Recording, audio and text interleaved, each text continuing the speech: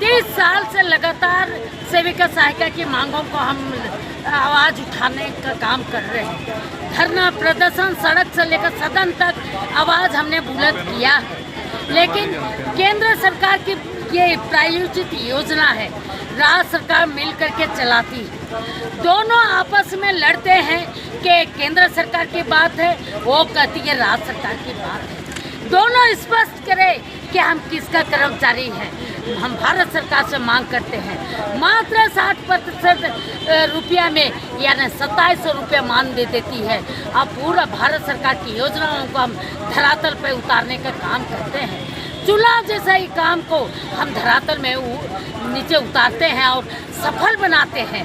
आज तीसरा टर्म माननीय प्रधानमंत्री ने शपथ लिया है, नारा देते हैं नारी सशक्ति करेंगे, लेकिन शर्म आनी चाहिए। हमारी बहनें भी तो नारी हैं, लेकिन उनको सशक्त बनाने के बजाय उनको कमज़ोर बनाया जा रहा है। तीसरा सरकार बनने के बावजूद भी ये बजट सेशन में हम आशा भरी निगाहों से देख रहे हैं कि मानदेय में बढ़ोतरी होगा, लेकिन शर्म आनी चाहिए केंद्र सरकार को।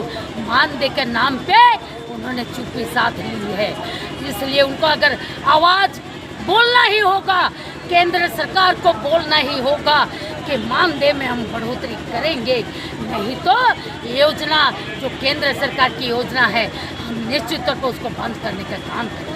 कुपोषित हम निदान करने का काम करें। पोलियो को हम दूर भगाए हैं।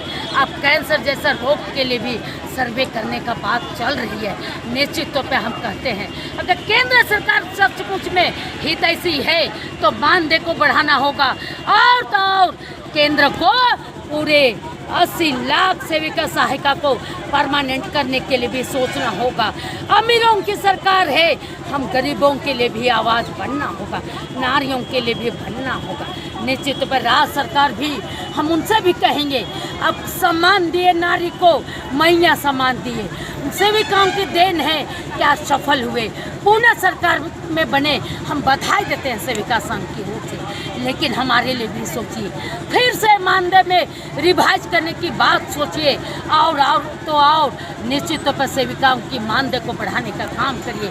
और एक बहुत बड़ी मुद्दा है, न्यू टेक्नोलॉजी लोग अपनाए हुए हैं, मोबाइल से सारा काम करते हैं। सबकी उम्र 60 बरस होने जा रही है, 50 से ऊपर हो रही है, बहुत कम योग्यता में बहाली होती है। कैसे न्यू टेक्नोलॉजी को कराया जाएगा? इसलिए प्रशिक्षण का समुचित व्यवस्था करे। अगर ये राज्य सरकार केंद्र सरकार नहीं सुनेगी तो सड़क से लेकर के केंद्र सरकार के सदन तक हम लड़ाई लड़ेंगे, और निश्चित तौर पर इन मांगों को हम पूरा करने का काम करेंगे। 9 सूत्री मांग है, और महामहिम राज्यपाल को भी मांग देंगे, आदरणीय मुख्यमंत्री जी को भी मांग देंगे, मांग पत्र सौंपेंगे।